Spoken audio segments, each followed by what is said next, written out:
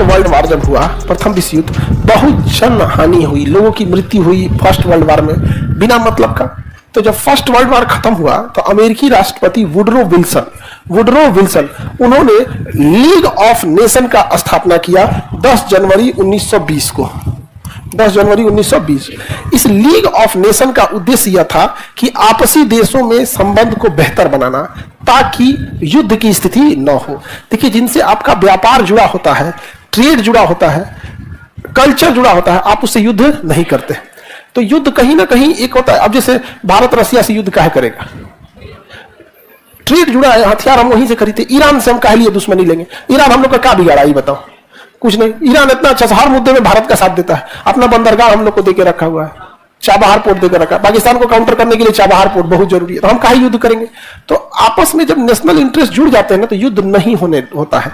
इसी के लिए लीग ऑफ नेशन बनाया गया था, जो बीमारियों से भी रक्षा करे, आपस में जोड़ के रखे, व्यापार को बढ़ावा दे। लेकिन इसका मुख्य उद्देश्य यह था कि यह दूसरा विश्व युद्ध नहीं होने देगा, क्योंकि यह प्रथम विश्व युद्ध के बाद बना था और इसने बहुत अच्छा काम किया। WHO जो आप पढ़ रहे हैं ना, वो लीग ऑफ नेशन का ही था, वर्ल्ड हेल्थ ऑर्गेनाइजेशन। इसने मलेरिया की दवा को इतनी दुनिया में बांटा कि मलेरिया बहुत हद तक कंट्रोल हो गया। इसने व्यापार को भी बढ़ावा दिया। लेकिन इसके साथ दो गड़बड़ी हो गया। इसमें नियम यह था कि अगर कोई देश इसमें सदस्य बनना चाहता है तो उसे अपने संसद से प्रस्ताव पास करना पड़ेगा। इसका संस्थापक अमेरिका जो था ना, जब वो संसद में गया कि हम भी लीग ऑफ नेशन के सदस्य बने ना, तो अमेरिका के ही संसद से पास नहीं हो पाया।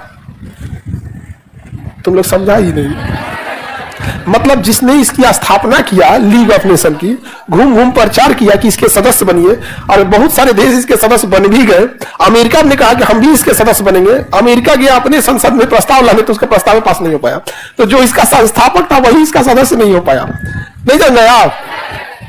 तो एक तो पहला इसका दिक्कत हो गया। दूसरा, इसमें द्वितीय विश्व युद्ध रोकने के लिए लक्ष्य तो बनाया गया था कि हमें द्वितीय विश्व युद्ध नहीं होने देना है, लेकिन किस तरीके से आप विश्व युद्ध नहीं होने देंगे? कुछ ना कुछ तो होना चाहिए ना, कुछ ना कुछ तो होना चाहिए।